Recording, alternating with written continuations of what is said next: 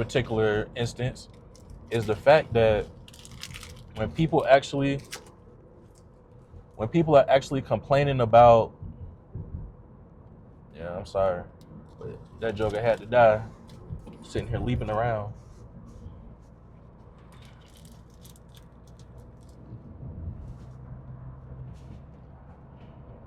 All right, so I have about a 20 to 25-minute drive to work, and I decided that I wanted to record this video to basically maximize my time.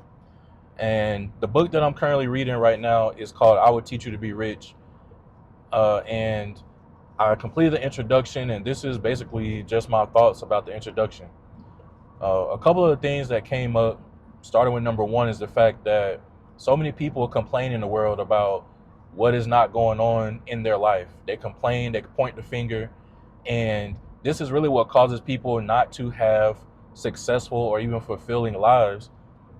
And that is because they continue to point the finger and basically blame others. And when you are blaming others, you're not doing anything but just making excuses for why you don't have the results you have, for why you don't have the results that you want in your life. You know, maybe some of those things are true, but my thing is, now that you understand or you come to the conclusion that those things are part of the problem, now you have to take accountability. You have to move forward. An example that, Ramit actually uses in this book is he talks about how people compare how people talk about their finances and how people talk about their health. And he said he found it very interesting, and I also find it interesting, about how these two particular things, money and health, are so very similar. People talk about, hey, I want to be healthier, but they don't actually monitor what they're putting into their body. People say that they want to have more money, but they're not monitoring the money that they're spending. And really, truth be told, that really just kind of like hit me in the face. Because I always talked about, oh, I want to be rich, and oh, I want to be wealthy, and I want to, be able to be financially free. And you can't be financially free if you don't know where your money's going.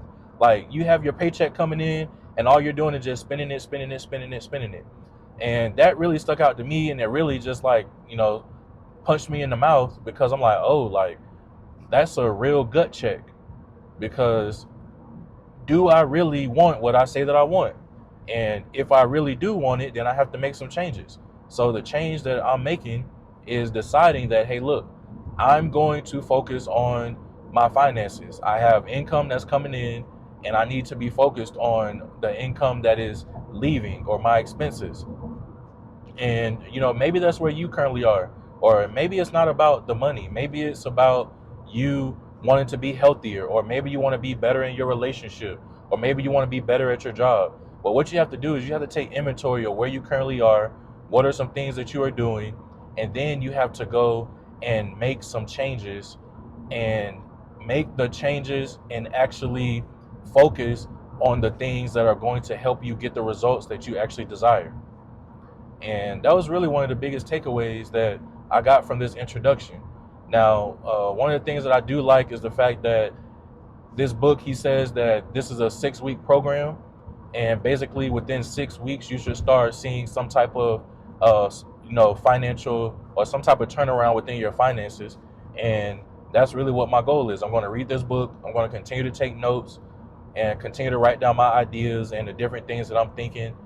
And in the hope, which I really believe that it can happen because I'm focusing on it now, that I will be able to have some changes within my finances.